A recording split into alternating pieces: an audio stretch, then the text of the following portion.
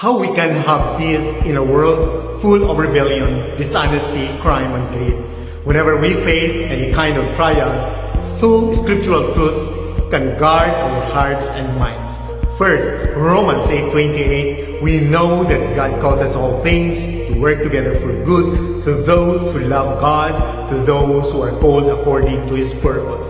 Second, Psalms 103 verse 19, the Lord has established His throne in the heavens and His sovereignty rules over all. Once we truly believe these verses, they'll become a reality in our lives. When trouble comes, instead of asking, "Where's God?" well, remember His ruling over the situation and has promised to use it to achieve His good purpose.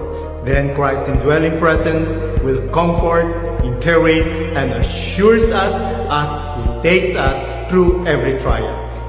Whenever we face challenges, our first response should be seek His thoughts, discover His desires and purposes, follow His instructions, and trust in His promises.